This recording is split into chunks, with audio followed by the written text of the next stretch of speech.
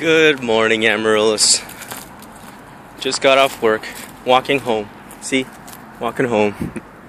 Partially, that's somewhat the ghetto. If you keep going that way, Steak and Shake's that way. But if you keep going this way, we end up in our nice little historic district home in downtown. And if you see that bridge there on the other side, clearly over there, you can kind of see the electric building, and not too much far of a walk. It's about 15 minutes. But Daddy's been actually getting really good at running, that he's been timing himself when it comes to walks and runs, that yeah, God created legs for a reason. Utilize them. I know you do. The minute you could start walking, that was beautiful. The first time you ever walked, Taylor, the girl who said hi to you the other day in the video, she got you to walk at her sister's wedding, which was pretty beautiful. And then the second time that you made like a full-fledged, all bars, crazy walk was at church, at Victory Church. I filmed some of that actually. That's online, so you'll get to see that one day. It's very, very pretty, very beautiful, very nice. Always cool when a parent can see their kid walk. Anyway, so Daddy's doing pretty good. He's figuring and discovering a lot of things out, especially when it comes to giving. And I called my old drummer back, asked him if he wanted to come and start drumming for me, because Daddy's getting a lot of opportunities again musically, as well as, you know, financially and career-wise. And yeah, so I'm talking to my old drummer, and he tells me something pretty crazy. He told me that to watch out for one of the GMs. Now, before I go naming names or saying anything, I'm not really going to give out the name, because this videos go online and I'm not going to put dirt on people's names. That isn't my position. My position was when I became the manager at Steak and Shake, the reason they put me on nights is because not only did they need the help, but someone was stealing money from the registers. Now you got to think about it for a second. The only people capable of stealing money are the people that are in high up positions. I got put up in a high up position. So, of course, I'm going to take the time and initiative, especially if my goal is supposed to be to catch a crook. I took the time and initiative to really learn the system, and I did. So I haven't been screwing up any of the money counts. You're going to mess up when you first learn things, unless you're like one of those perfect people who you're naturally good at everything. But there's always going to be something you're not good at.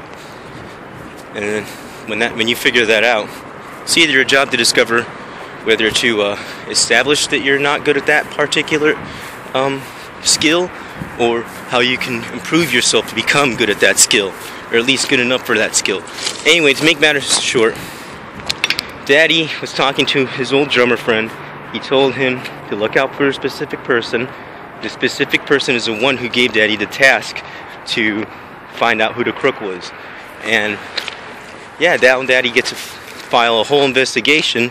He's probably going to get it higher up, get his the position that I've been asking for at Steak and Shake. I'm probably going to get that, and I'm going to get to step up higher, because once this guy is gone, I'm going to get rewarded for it.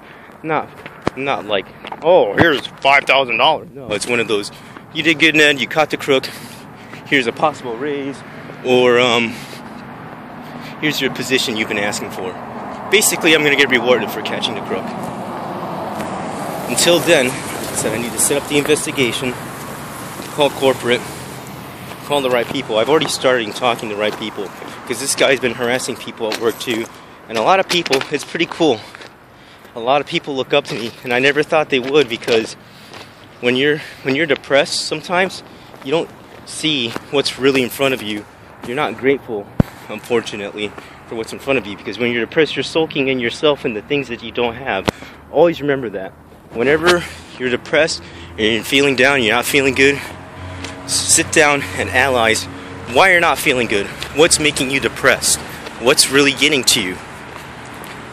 And once you figure it out, accept that whatever it is that is making you feel that way is making you feel that specific way. Once you accept how you feel, how you're feeling negative, it's okay to feel that way because you're a human being. You're gonna have all sorts of different emotions on a crazy spectrum. It's impossible to never get angry, you know, never get sad, never be hurt. Just like it's impossible when good things happen to avoid being happy and stuff, you know? Positives and negatives. So, when you get to that low point and you're thinking that way, always sit back and start realizing, I'm glad to be alive. I'm glad I can breathe. I'm glad that sun is so bright. I'm glad that I have these legs that are helping me walk from here to work to my job, or from my job to my house. I'm tired, it was a long night. But you get what I'm saying? You appreciate more and more things. And the things that you start appreciating start flourishing tenfold. It's a beautiful, the way the system works is actually really, really beautiful. So anyway, Daddy started talking to some people, as you can tell, like his old drummer who's gonna come back. He's got some sound equipment, some recording equipment. We're gonna get some music going.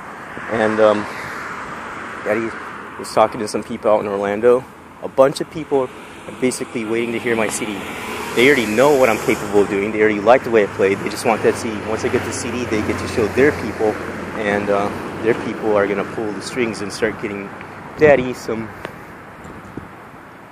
Let's just say Daddy will finally get to step off that front door and onto that stage pretty soon. And here's a cool part that I like the most about it.